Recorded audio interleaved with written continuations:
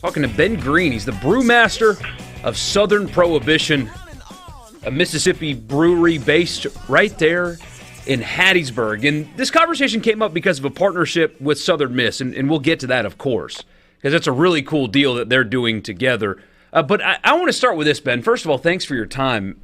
How does one get the title of brewmaster? Well, I don't think I probably technically call myself a brewmaster. So I would think that was kind of more of an old school European thing. I just kind of refer to myself as head brewer, which is kind of more of a stateside or kind of a newer thing. But essentially, like a traditional brewmaster, that's something you kind of go to school for in Germany. But for all intents and purposes, a head brewer, brewmaster, that's just generally who's the kind of the top of the pyramid when it comes to the product and the beer and that kind of stuff.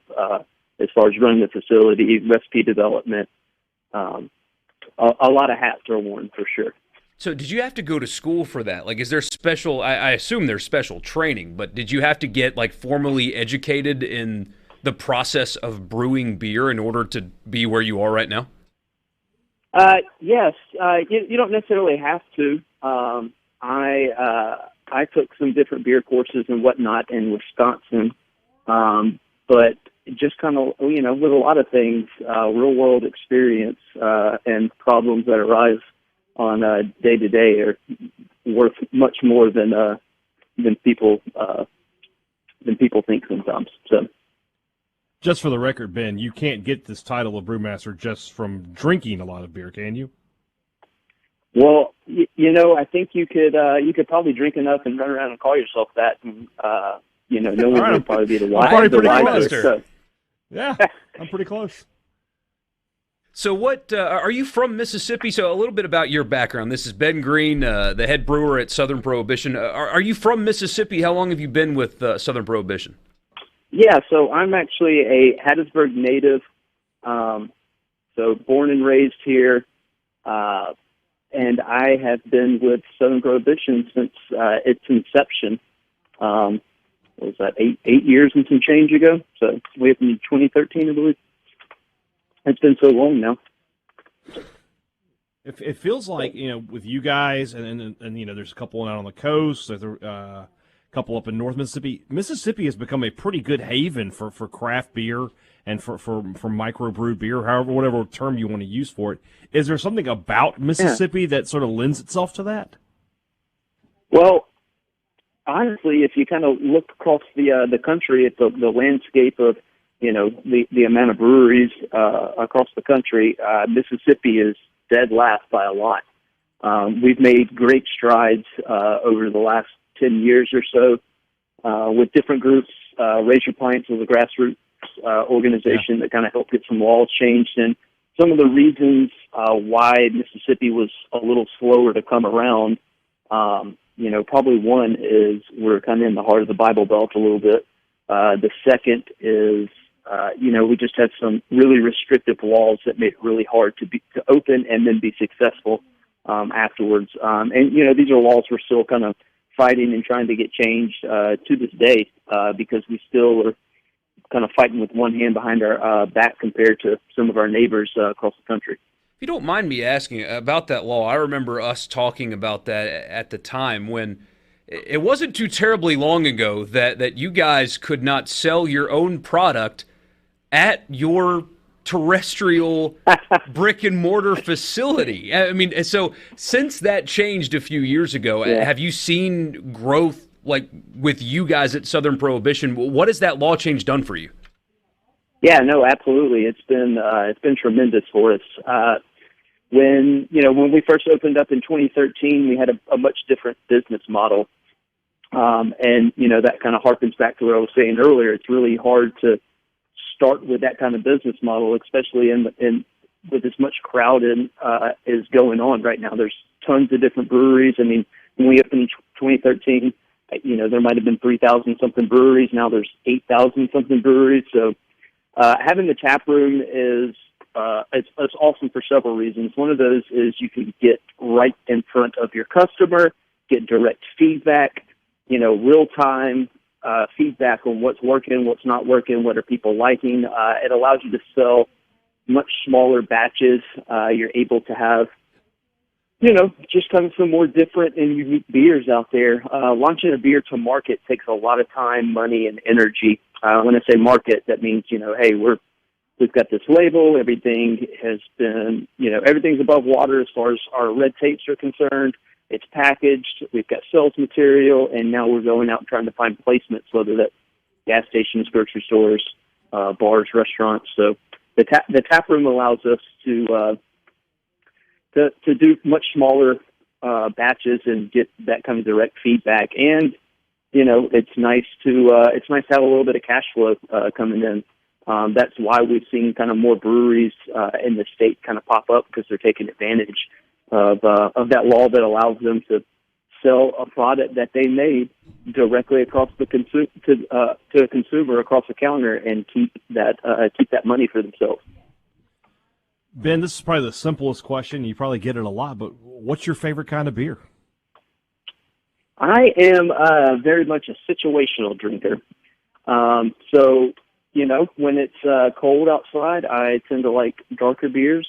I'm sure y'all know right now we are melting away like much other parts of the country are. I like something just clean, crisp, and refreshing. Something typical of what we are about to launch with the university here. Some kind of lager or pilsner. I love IPAs. That's what we kind of cut our teeth on here. When we were starting out, we're kind of known for hops and stuff like that. So we still do a lot of that kind of stuff. Ben Green is on the Farm Bureau phone line right now. He's the head brewer at Southern Prohibition in Hattiesburg. We're coming up a couple minutes away from the break. On the other side, we'll talk about your partnership with Southern Miss and those things. But you said something earlier that interests me, that you are the guy that kind of comes up with new recipes and stuff like that. How do you start when you're having your meetings or whatever, and you decide, hey, we want to make something new? Do you sit down like a chef and write down your own recipe? And how long does it take to go from idea stage in your mind for a new beer and execution and sending it out to the public?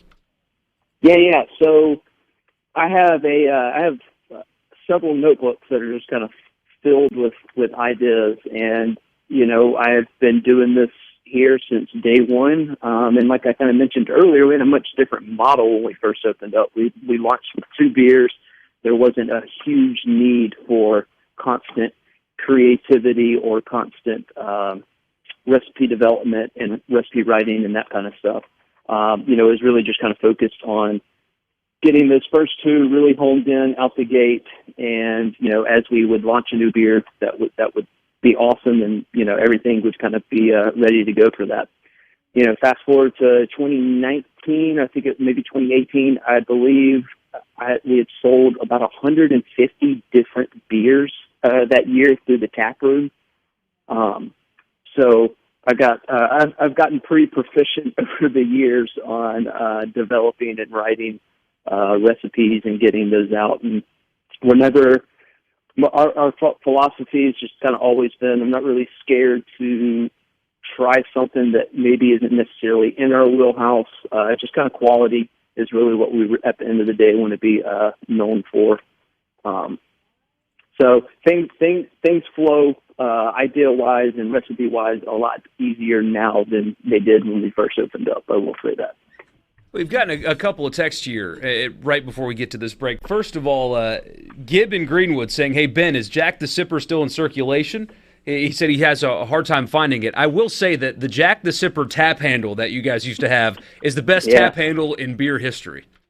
Yeah, absolutely. I was down at the Keg and Barrel in Ocean Springs several weeks ago, and they have a wall where there's a bunch of old tap handles on there, and the Jack the Sipper was kind of sticking out amongst the rest. And I kind of thought to myself, I was like, man, that was such a cool tap handle. As far as Jack Sipper goes, that was our English ESB extra special bitter. And at the end of the day, we felt like it was just kind of some low-hanging fruit, and we wanted to kind of make way for some more interesting things. And it was just kind of flat on sales. So we discontinued it, and we've kind of also never shied away or been scared to cut something that in our minds isn't, growing and moving forward. We did bring that back in 2019 for April Fools. I've always kind of wanted to do that kind of stuff. Last year, with everything going on, didn't necessarily seem like a good time to do any kind of April Fools pranks. But 2019, I kept telling everybody, hey, we're going to bring Jack Super back. It's coming back. It's coming back. And everybody's just kind of rolling their eyes. And then, April 1st, we rolled out and we were like, hey, we did 1,200 gallons of Jackson Sipper. Here you go. So look for maybe some more of that in the future, where we're kind of bringing back some